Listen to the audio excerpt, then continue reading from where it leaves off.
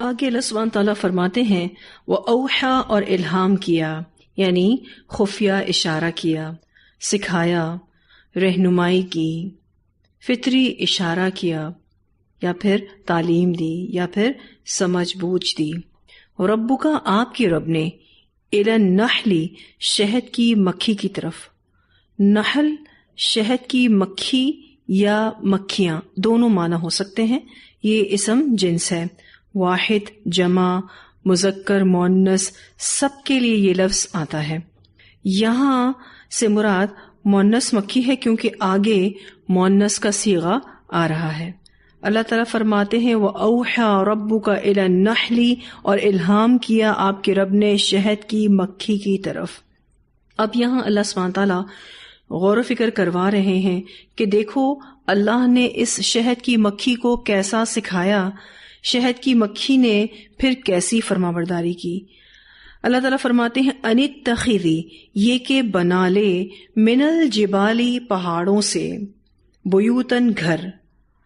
اب یہاں پر من کا جو لفظ آ رہا ہے اس سے سارے پہاڑ مراد نہیں بلکہ بعض پہاڑوں پر گھر بنا۔ اللہ تعالیٰ نے یہ شہد کی مکھی کو سکھایا۔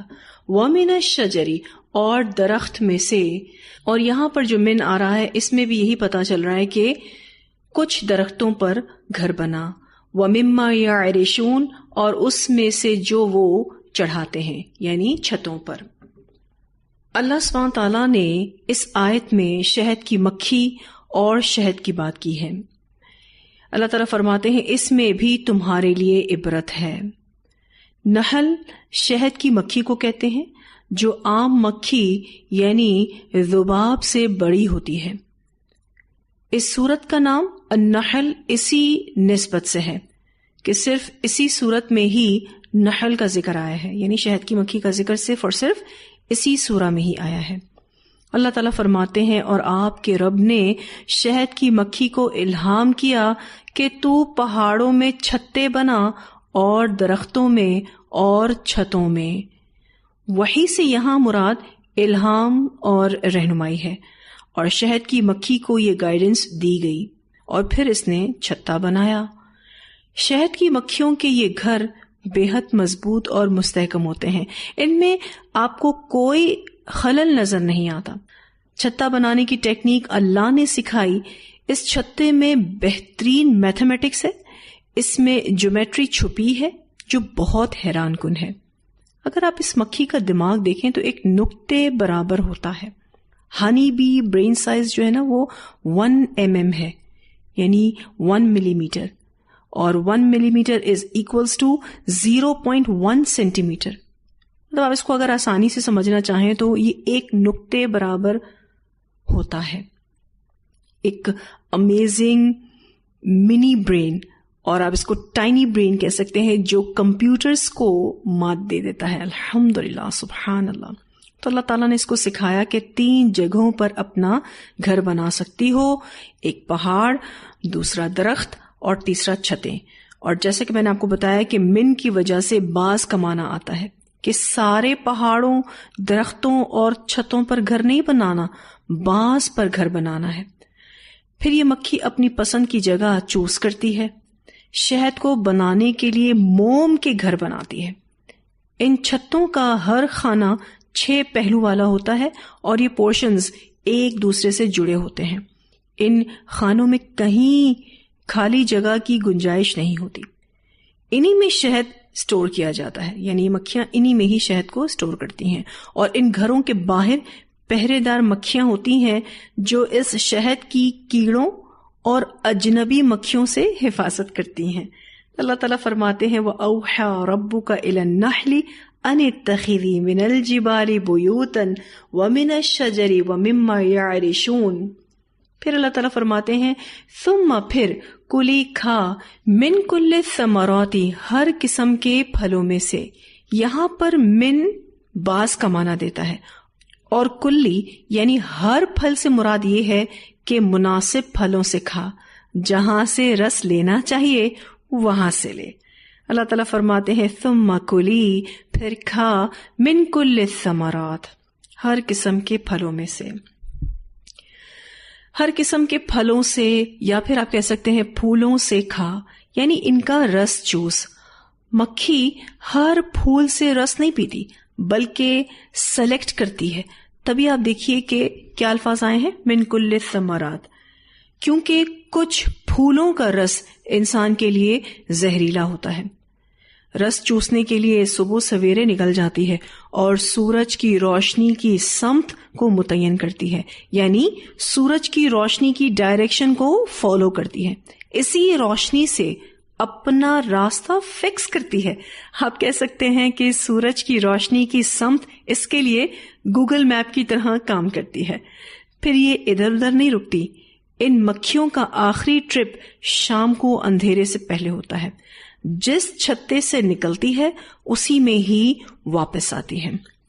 تو اللہ سبحانہ تعالیٰ فرماتے ہیں ثم کلی من کل الثمرات، پھر فرمایا فسلکی، پھر چلتی رہے سبل، راستوں پر۔ سبل کا جو لفظ ہے یہ سبیل کی جمع ہے، رب کی، اپنے رب کے، ذللا ہموار یعنی آسان، ذلولا کا جو لفظ ہے ذال لام لام سے ہے، نرم، مطیع، آسان اور ہموار کو کہتے ہیں، یعنی یہ راستہ اللہ تعالیٰ نے مکھیوں کے لیے آسان کیا ہے۔ تو کچھ مفسرین کہتے ہیں کہ ذلولن جو ہے یہ راستوں کا حال ہے، یعنی راستے کی صفت ہے۔ اللہ نے مکھی کو جن راستوں پر چلانا ہے وہ اس کے لیے آسان کر دیے ہیں، ایک ہائٹ پر اور ایک ڈائریکشن پر چلتی ہے۔ پھر یہ کہ کچھ مفسرین کہتے ہیں کہ یہاں پر ذلولا مکھی کی اطاعت کے حوالے سے بات ہو رہی ہے۔ تو دوسرا معنی یہ ہے کہ تم اللہ کی فرما بردار بن کر ان راستوں پر چلتی رہو۔ تو کیا فرمایا اللہ تعالیٰ نے؟ فسلکی سبل ربک ذلولا، پھر اپنے رب کی آسان کی ہوئی راہوں پر چل، یا تو اللہ کی فرما برداری کرتے ہوئے ان راستوں پر چل، دونوں معنی ہی مناسب ہیں الحمدللہ۔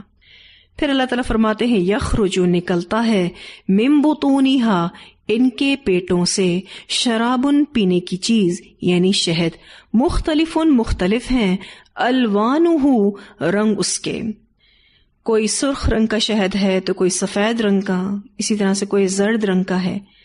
جس قسم کے پھلوں، پھولوں اور کھیتوں سے وہ خوراک حاصل کرتی ہے، اسی حساب سے اس کا رنگ اور ذائقہ بھی مختلف ہوتا ہے۔ اللہ تعالیٰ فرماتے ہیں یخرج من بطونہا شراب مختلف الوانہ، فیہ، اس میں، شفاء للناس، شفا ہے لوگوں کے لیے۔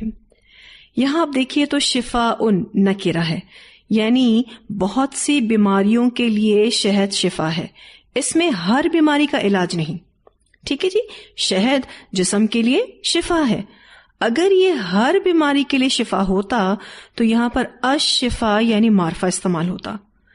علماء طب نے بھی اس کو کلیئر کیا ہے کہ شہد مخصوص بیماریوں کے لیے شفا ہے، نہ کہ ہر بیماری کے لیے۔ تو اللہ تعالیٰ فرماتے ہیں فیہ شفاء للناس۔ اب آپ دیکھیے کہ یہ مکھی راستے کا تعین کرتے ہوئے نکلتی ہے، وقت کی پابندی بھی کرتی ہے، باغوں، جنگلوں، وادیوں اور پہاڑوں میں گھومتی پھرتی ہے، اور پھولوں اور پھلوں کا جوس اپنے پیٹ میں جمع کرتی ہے، اور پھر انہی راہوں سے جہاں جہاں سے وہ گزرتی ہے واپس لوٹتی ہے اور اپنے چھتے میں آ کر بیٹھ جاتی ہے، جہاں اس کے منہ یا دبر سے وہ شہد نکلتا ہے، اور پھر یہ اس کو سٹور کر لیتی ہے، یعنی ذخیرہ کر لیتی ہے۔ اس کی جو ٹریولنگ ہے وہ یہ ہے کہ 1 گھنٹے میں 24 میل راستہ طے کرتی ہے۔ سبحان اللہ! ایک اندازے کے مطابق اپنی ساری زندگی میں یہ مکھی اتنا اڑتی ہے جیسے پوری دنیا کا ایک چکر کاٹ لیا ہو۔ راؤنڈ دا گلوب جتنا سفر طے کرتی ہے اپنی زندگی میں۔ ایک مکھی کی زندگی 6 ہفتے ہوتی ہے۔ آپ یہ سوچیں کہ اتنا لمبا سفر طے کرتی ہے تو بہت ہی کوئی لمبی زندگی اس کی ہوگی، اس کی زندگی صرف 6 ہفتے ہوتی ہے۔ اپنی ساری زندگی میں ایک تحقیق کے مطابق 50,000 میل کی مسافت طے کرتی ہے۔ اللہ تعالیٰ نے کیا خوب یہ مخلوق بنائی ہے، سبحان اللہ۔ ایک چھتے کی ساری مکھیاں مل کر 30 لاکھ اڑانے اڑتی ہیں، سبحان اللہ۔ پھر یہ کہ اپنی ساری زندگی میں ایک مکھی صرف آدھا چائے کا چمچ شہد بناتی ہے. یا پھر یہ بھی کہا جاتا ہے کہ 12 مکھیوں کا گروپ اپنی پوری لائف میں ½ ٹی اسپون جتنا شہد بناتی ہیں. اور ہم کیا کرتے ہیں؟ اتنا تو ہم چمچ میں چھوڑ کر ضائع کر دیتے ہیں. تو اب ضائع نہیں کرنا ہے، کیونکہ ہمیں کوئی حق نہیں پہنچتا کہ ہم اس شہد کی مکھی کی محنت کو ضائع کریں. اگر ہماری محنت کو کوئی ضائع کرے تو کیسا لگے گا؟ بالکل بھی شہد کو ضائع نہیں کرنا ہے. 1 پاؤنڈ شہد تقریباً ½ کلو کے لیے 556 مکھیاں اپنی پوری زندگی کام کرتی ہیں. اب یہ شہد کیسے بناتی ہیں؟ ابتدا میں جب پھولوں سے، پھلوں سے، جڑی بوٹیوں سے رس لاتی ہیں تو وہ پانی کی طرح ہوتا ہے، جسے وہ چھتے میں ڈال کر اپنے پروں کو ہلا ہلا کر زائد پانی بھاپ بنا کر اڑا دیتی ہیں. یعنی جو ایکسٹرا پانی ہوتا ہے نا اس میں، اس کو اپنے پروں سے ہوا کر کر کے بھاپ بنا کر اڑاتی ہیں. آج کل آپ نے ایئر فرائر دیکھا ہو کہ جو ہوا سے چیزیں تل دیتا ہے، تو بالکل اسی طرح سے یہ بھی اس ایکسٹرا پانی کو اپنے پروں سے ہوا کر کر کے بھاپ بنا کر اڑا دیتی ہے. اور اس کے بعد جو باقی رہ جاتا ہے اس کو جمع کر لیتی ہے. جب چھتے کے ایک سیل کو شہد سے بھر دیتی ہے تو اس پر ویکس یعنی موم لگا کر بند کر دیتی ہے، یعنی اس کو سیلڈ کر دیتی ہے تاکہ اس کو کوئی بیکٹیریا نہ لگے اور کوئی کیڑا یا جانور اس کو نقصان نہ دے اور نہ کھا سکے. یہ جو بھی اس کی موومنٹ ہے، یعنی جو اس کی چال ہے، اس میں مسلسل حرکت ہوتی ہے.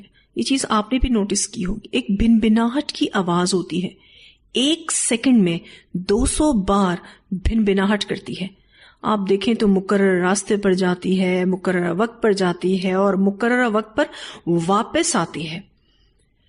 اگر کوئی شہد کی مکھی ایسی جگہ چلی جائے جہاں نہیں جانا چاہیے تو دوسری مکھیاں اس کو مار ڈالتی ہیں، یعنی ختم کر دیتی ہیں. یہ مسلسل کام کرتی رہتی ہے، بالکل بھی بیکار نہیں بیٹھتی. آپ دیکھیے تو رس لانے کا کام بھی پرمشقت ہے، پھر چھتے میں ڈال کر اس کا اضافی پانی سکھانے کا کام بھی محنت والا ہے.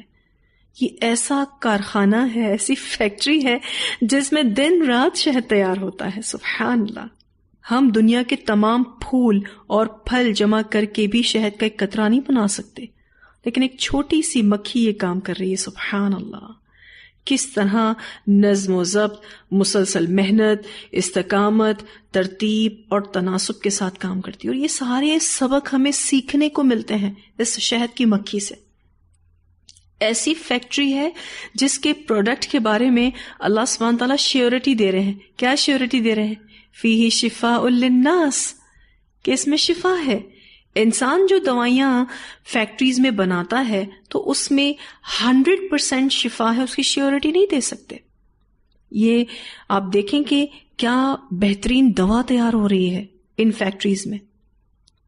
پھر یہ کہ شہد 2000 سال تک خراب نہیں ہوتا.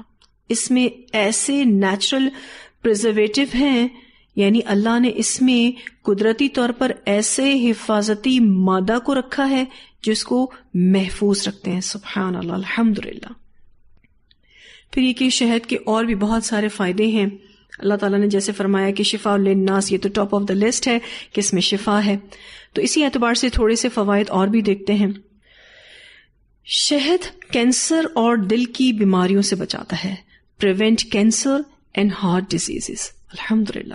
پھر اسی طرح سے یہ تیزابیت اور دیگر گیسٹرک مسئلوں کو ختم کرتا ہے. Reduce ulcer and other gastric problems, پیٹ کی بیماریاں اس سے ختم ہوتی ہیں. پھر یہ کہ کھانسی کو ختم کرتا ہے، گلے کی خراش کو ختم کرتا ہے. Reduce cough and throat irritation. پھر یہ کہ گرم پانی میں ملا کر پینے سے وزن کم ہوتا ہے. اور پھر یہ کہ یہ دائمی قبض کا علاج ہے. پھر یہ کہ اینٹی بیکٹیریل ہے، اینٹی فنگل ہے. حضرت عمر رضی اللہ تعالیٰ عنہ کے بارے میں آتا ہے کہ ان کے بدن پر اگر پھوڑا بھی نکل آتا تو وہ اس پر شہد کا لیپ کر کے علاج کرتے. بعض لوگوں نے اس کی وجہ پوچھی تو فرمایا کہ اللہ نے شہد کے لیے شفاء للناس نہیں کہا، تو اسی لیے پھر میں اسی سے ہی ٹریٹمنٹ کرتا ہوں. پھر یہ کہ زخم کو بھرنے کے لیے استعمال ہوتا ہے. پھر اسی طرح سے جلی ہوئی جلد کو ٹھیک کرنے میں بھی مددگار ہے. شہد کو دوائیوں میں اس لیے ملایا جاتا ہے کہ دوائیاں کافی ٹائم تک محفوظ ہو جاتی ہیں اور یہ دوائیوں میں مٹھاس کا کام بھی دیتا ہے، تو شہد کو دوائیوں میں مکس کیا جاتا ہے۔ پھر یہ کہ خون کی کمی کو دور کرتا ہے۔ پھر یہ کہ داغ دھبوں اور جھائیوں کا علاج ہے۔ چہرے پر جو اسپاٹ آ جاتے ہیں، جو پگمنٹیشن ہوتی ہے، اس کو بھی آپ شہد سے ٹھیک کر سکتے ہیں۔ اللہ تعالیٰ نے دو ہمیں شفا والی چیزیں دی ہیں، قرآن اور دوسرا شہد، اور دونوں کے لیے ہی قرآن میں آیات آتی ہیں جس سے پتہ چلتا ہے کہ قرآن اور شہد دونوں شفا ہیں۔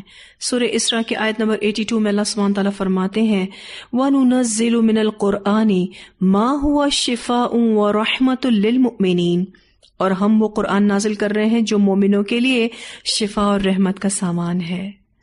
قرآن کفر، شرک، منافقت، اسی طرح سے کینہ اور حسد یعنی دل کی بیماریوں کے لیے شفا ہے۔ پھر اسی طرح سے روح کے لیے بھی قرآن شفا ہے، عقل کے لیے بھی شفا ہے، جذبات کے لیے بھی شفا ہے، اور شہد جسم کے لیے شفا ہے اور غذا بھی ہے۔ نبی اکرم صلی اللہ علیہ وسلم نے فرمایا 2 باعث شفا چیزوں کو لازم پکڑو، ایک شہد اور دوسرا قرآن۔ اسے ابن ماجہ نے روایت کیا ہے۔ اس حدیث میں طب جسمانی اور طب روحانی دونوں کو جمع کیا گیا ہے۔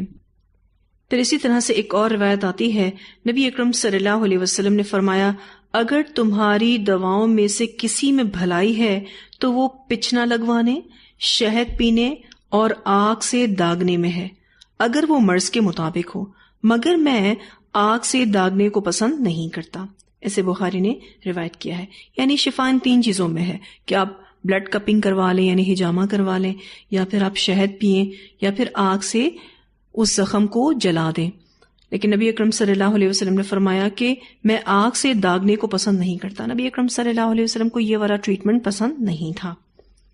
پھر یہ کہ ام المومنین حضرت عائشہ رضی اللہ تعالی عنہا فرماتی ہیں کہ آپ صلی اللہ علیہ وسلم کو میٹھی چیز اور شہد مرغوب تھا، یعنی پسند تھا۔ اسے بخاری نے روایت کیا ہے۔ ایک اور روایت آتی ہے، سیدنا ابو سعید خدری رضی اللہ عنہ بیان کرتے ہیں کہ ایک شخص رسول اللہ صلی اللہ علیہ وسلم کے پاس آیا اور کہنے لگا میرے بھائی کا پیٹ خراب ہو گیا ہے۔ آپ صلی اللہ علیہ وسلم نے فرمایا اس کو شہد پلا۔ اس نے شہد پلایا، پھر آیا اور کہنے لگا اے اللہ کے رسول صلی اللہ علیہ وسلم میں نے اسے شہد پلایا لیکن شہد پلانے سے تو پیٹ اور زیادہ خراب ہو گیا ہے۔ تو آپ صلی اللہ علیہ وسلم نے اسے 3 مرتبہ یہی جواب دیا کہ اسے شہد پلا۔ پھر وہ 4تھی مرتبہ آیا تو آپ صلی اللہ علیہ وسلم نے پھر یہی فرمایا اسے شہد پلا۔ اس نے کہا میں نے اسے شہد پلایا ہے لیکن اس کا پیٹ مزید خراب ہو گیا ہے۔ تو آپ صلی اللہ علیہ وسلم نے فرمایا اللہ تعالیٰ نے سچ فرمایا ہے کہ شہد میں شفا ہے اور تیرے بھائی کا پیٹ جھوٹا ہے۔ اب اس نے پھر شہد پلایا تو اس کا بھائی ٹھیک ہو گیا۔ اسے مسلم نے روایت کیا ہے۔ اس حدیث سے ایک اصول معلوم ہوا کہ کسی بھی مرض کے علاج کے لیے دوا کی مقدار، اس کی کیفیت اور مریض کی قوت کا خیال اور لحاظ رکھنا دوا کے مفید ہونے کے لیے بہت ضروری ہے۔ یعنی آپ اگر کوئی بھی ٹریٹمنٹ کر رہے ہیں تو یہ دیکھنا ضروری ہے کہ دوا کو کتنی مقدار میں دینا ہے، اور پھر پیشنٹ کی جو کیفیت ہے اس کو بھی دیکھنا ضروری ہے۔ اسی طرح سے پیشنٹ میں کتنی قوت ہے اس کا خیال کرنا ضروری ہے، اس کا لحاظ کرنا ضروری ہے تاکہ دوا مفید ثابت ہو۔ اب آپ دیکھیے کہ اس حدیث میں 4تھی بار شہد پینے سے افاقہ ہوا، تو اسے کیا پتہ چلتا ہے کہ تھوڑا ٹائم لگتا ہے صحت ملنے میں، ٹھیک ہے نا۔ کوئی بھی دوا اثر کرتے کرتے کرتی ہے، یعنی ایک دفعہ پینے سے ہی فوراً پیشنٹ ٹھیک نہیں ہو جاتا، اس کے ٹریٹمنٹ کو کچھ دنوں تک جاری رکھنا ہوتا ہے، اور اس کی جو دوا ہے یعنی جو بھی دوا اس کو دی جا رہی ہے اس کی مقدار بہت امپورٹنٹ ہے کہ کتنا دینا ہے اور کب دینا ہے۔ ٹائمنگز بھی بہت میٹر کرتے ہیں۔ پھر یہ کہ نبی اکرم صلی اللہ علیہ وسلم صبح شہد کے شربت کا پیالہ پیتے تھے، اور اللہ کے فضل سے نبی اکرم صلی اللہ علیہ وسلم ساری زندگی چست رہے اور موذی بیماری میں مبتلا نہ ہوئے، الحمدللہ۔ سائنس بتاتی ہے کہ شہد کا استعمال قوت یادداشت کو بڑھاتا ہے۔ اس سے جوانی اور خوبصورتی برقرار رہتی ہے۔ ریسرچ سے یہ بات ثابت ہوئی ہے کہ شہد بنانے کے لیے مکھیاں ان پھولوں، پھلوں اور جڑی بوٹیوں کا انتخاب کرتی ہیں جو قدرت نے صحت کو بحال اور قائم دائم رکھنے کے لیے پیدا کی ہیں، اس لیے قرآن نے اس کو شفاء للناس کہا ہے۔ اب آپ دیکھیں کہ آپ ان پھولوں اور پھلوں اور جڑی بوٹیوں کے رس کو حاصل خود سے جا کے نہیں کر سکتے، تو اللہ تعالیٰ نے آپ کی خدمت پر شہد کی مکھی کو لگا رکھا ہے۔ سبحان اللہ۔ پھر اللہ سبحانہ تعالیٰ فرماتے ہیں ان فی ذالک لآیۃ، یقیناً اس میں البتہ ایک نشانی ہے، لقوم یتفکرون، اس قوم کے لیے جو غور و فکر کرتی ہو۔ اس آیت میں اللہ تعالیٰ نے ہمارے لیے بہت سارے اسباق رکھے، اور یہاں آپ دیکھیے کہ اس آیت کا اختتام کس طرح سے ہو رہا ہے کہ اس میں نشانی ہے کن کے لیے؟ جو غور و فکر کرتے ہیں۔ اب ہم غور و فکر کریں گے۔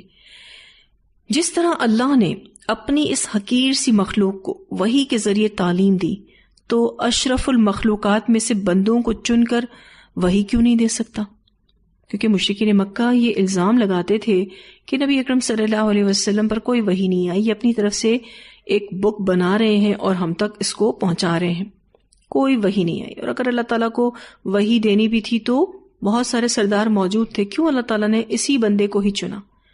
تو اللہ تعالیٰ فرماتے ہیں کہ اس حقیر سی مخلوق کو دیکھو، اس مکھی کو دیکھو، اللہ نے الہام کے ذریعے، وحی کے ذریعے اس کو تعلیم دی، اور دیکھو کس طریقے سے یہ شہد بناتی ہے۔ تو کیا اشرف المخلوقات میں سے بندوں کو چن کر اللہ تعالیٰ اس کو وحی سے نہیں نواز سکتا؟ پھر آپ دیکھیں کہ جس طرح مکھی کو قابل شفا چیز شہد کی رہنمائی کی، اسی طرح رسول اللہ صلی اللہ علیہ وسلم کو بھی قابل شفا چیز قرآن کی وحی کی۔ آج ہماری جنریشن کے لیے سب سے بڑا فتنہ وحی کی حقیقت کو ماننا ہے، کیونکہ دنیا میں بہت سے لوگ ایسے ہیں جو اس نیو جنریشن کو شک میں مبتلا کرتے ہیں کہ پتہ نہیں وحی صحیح ہے بھی یا نہیں، حق ہے بھی یا نہیں، قرآن اللہ کا کلام ہے بھی یا نہیں، نعوذ باللہ۔ تو ہم اپنے بچوں کو اس آیت کے ذریعے وحی کی حقیقت کو سمجھا سکتے ہیں۔ پھر آپ دیکھیے کہ اتنی چھوٹی سی مخلوق ہے یہ شہد کی مکھی، اور اتنا بہترین آؤٹ پٹ ہے، اتنا بہترین رزلٹ، اتنا بہترین نتیجہ ہے۔ سبحان اللہ، مسلسل فرما برداری کے ساتھ ہماری خدمت میں لگی ہوئی ہے۔ شہد کی مکھی کو آپ دیکھیں کتنا سیکریفائس کرتی ہے، کتنی قربانی کرتی ہے، اور اپنی محنت کا سارا پھل ہمیں دے دیتی ہے۔ تو بامقصد انسان شہد کی مکھی کی طرح ہے، اور بے مقصد انسان گندی مکھی کی طرح ہے، کیونکہ یہ جو شہد کی مکھی ہے نا، یہ اپنے کام پر فوکسڈ ہے اور صرف اسی میں ہی بزی ہے، اور وہ obviously یہ فائدہ پہنچا رہی ہے، تو پھر بامقصد انسان بھی اس کے جیسا ہی ہوتا ہے۔ لیکن جو بے مقصد انسان ہے وہ گندی مکھی کی طرح ہوتا ہے، جو صرف تنگ کرنے کا کام کرتی ہے۔ جس طرح شہد بنانا صبر آزما کام ہے، محنت طلب کام ہے، اس کے لیے مسلسل کام کرنا ضروری ہے، اور لانگ ٹرم بینیفٹس کے لیے کام کرنا ہوتا ہے۔ پھر یہ کہ وقت کی پابندی اور اسٹرانگ موٹیویشن کے ساتھ کام کرنا ہوتا ہے۔ اسی طرح طالب علم کو بھی اپنے مقصد یعنی حصول تعلیم کے لیے ان خوبیوں کو مد نظر رکھنا ہوگا۔ کن خوبیوں کو؟ جو شہد کی مکھی میں ہے، جو اس کے کام کرنے کا طریقہ ہے، تو اس پر فوکس کرنا ہوگا ایک اسٹوڈنٹ کو، تاکہ وہ اپنے کام میں پختہ ہو سکے اور معاشرے کے لیے فائدہ مند ہو سکے، تاکہ وہ بھی شہد بن سکے۔ پھر یہ کہ اپنے کام پر مکمل توجہ ضروری ہے، یعنی فوکسڈ ہونا بہت ضروری ہے۔ کسی بھی کام کو اچھے سے کرنے کے لیے یہ بات سمجھنا ضروری ہے کہ جب تک ہماری بھرپور توجہ اس کام پر نہیں ہوگی، ہم اس کام کو اچھے سے نہیں کر سکیں گے۔ پھر یہ کہ شہد کی مکھیوں سے اتحاد اور اتفاق کا سبب بھی ملتا ہے، یعنی پورا ایک ٹیم ورک ہے، آپ دیکھیں، اور کس طرح سے مل جل کر شہد بناتی ہیں، اور باقاعدہ ایک آرگنائزیشن ہے، الحمدللہ۔ تو آپ اور بھی بہت سے اسباق اس میں نکال سکتے ہیں، جیسا کہ میں نے آپ کو بتایا تھا کہ آپ استقامت کا سبق شہد کی مکھی سے سیکھ سکتے ہیں، اسی طرح سے ترتیب اور تناسب کے ساتھ کام کرنے کا سبق شہد کی مکھی سے سیکھ سکتے ہیں، اور یہ کتنا بہترین رزلٹ دے رہی ہے، سبحان اللہ۔ مومن شہد کی مکھی کی طرح ہے، اس بارے میں ایک حدیث آتی ہے، نبی اکرم صلی اللہ علیہ وسلم نے فرمایا، بے شک اللہ تعالیٰ گندے قول اور فعل اور فحش گوئی سے نفرت کرتا ہے۔ اس ذات کی قسم جس کے ہاتھ میں میری جان ہے، قیامت اس وقت برپا ہوگی جب امانت دار خیانت کرے گا، خائن کو امین سمجھا جائے گا، اور بدگوئی، فحش گوئی، قطع رحمی اور پڑوسیوں سے برا سلوک کرنے جیسی قباحتیں منظر عام پر آ جائیں گی. یعنی یہ گناہ عام ہو جائیں گے. کون کون سے؟ بدگوئی، فحش گوئی، اسی طرح سے قطع رحمی اور پڑوسیوں سے برا سلوک. بے شک مومن کی مثال سونے کے اس خالص ٹکڑے کی طرح ہے کہ جب مالک اسے دھونکنی میں رکھ کر پھونک مارتا ہے تو اس میں نہ تبدیلی آتی ہے اور نہ وہ کم ہوتا ہے. اس ذات کی قسم جس کے ہاتھ میں میری جان ہے، مومن کی مثال شہد کی مکھی کی مانند ہے جو پاکیزہ چیز کھاتی ہے، پاکیزہ رس خارج کرتی ہے، اور جس پر بیٹھتی ہے، یعنی جس پھول یا پتی یا پتے پر بیٹھتی ہے وہ نہ ٹوٹتا ہے اور نہ خراب ہوتا ہے. سلسلۃ الصحیحہ کی یہ حدیث ہے. آپ دیکھیے تو مومن کو کیا کہا گیا ہے؟ شہد کی مکھی کہا گیا ہے کہ وہ شہد کی مکھی کی طرح ہے جو پاکیزہ چیز کھاتی ہے. یعنی کھانے میں بھی وہ بہت کانشیس ہوتی ہے کہ میں نے کون سے پھل کا، کون سے پھول کا، کون سی جڑی بوٹی کا رس چوسنا ہے، اور پاکیزہ رس خارج کرتی ہے کیونکہ جب وہ کھاتی پاکیزہ ہے تو اس کا آؤٹ پٹ بھی پاکیزہ ہے. اور جس بھی پھول پر یا پتی پر یا پتے پر بیٹھتی اس کو نقصان نہیں پہنچاتی. یعنی مومن کبھی بھی نقصان نہیں پہنچاتا. جیسے کہ مکھی پتے پر یا پھول پر یا پتی پر بیٹھتی ہے تو وہ نہ ٹوٹتا ہے اور نہ خراب ہوتا ہے. یعنی نقصان نہیں دیتی.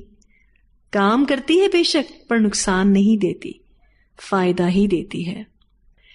ایک اور روایت آتی ہے، نبی اکرم صلی اللہ علیہ وسلم نے فرمایا، مومن کی مثال شہد کی مکھی کی طرح ہے جو زمین سے بطور خوراک پاکیزہ چیزیں استعمال میں لاتی ہے اور پاکیزہ پھل دیتی ہے. یہ بھی سلسلۃ الصحیحہ کی روایت ہے.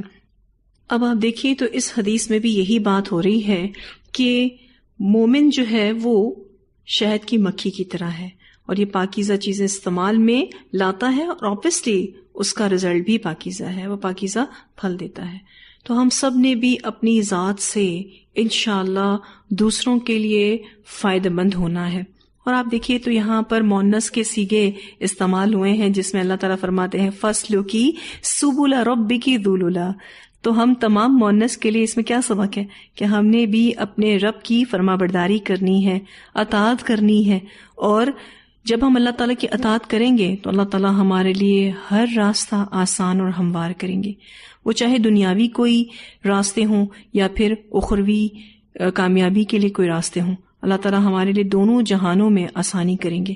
دنیا میں بھی اللہ تعالیٰ ہمارے لیے بھلائیاں اور آسانیاں لکھ دے گا، اور کل قیامت کے دن بھی انشاءاللہ ہمارے لیے بھلائیاں اور آسانیاں ہوں گی انشاءاللہ. اتنی آیات کی تلاوت سنتے ہیں پھر انشاءاللہ آگے پڑھیں گے. وَأَوْحَى رَبُّكَ إِلَى النَّحْلِ أَنِ اتَّخِذِي مِنَ الْجِبَالِ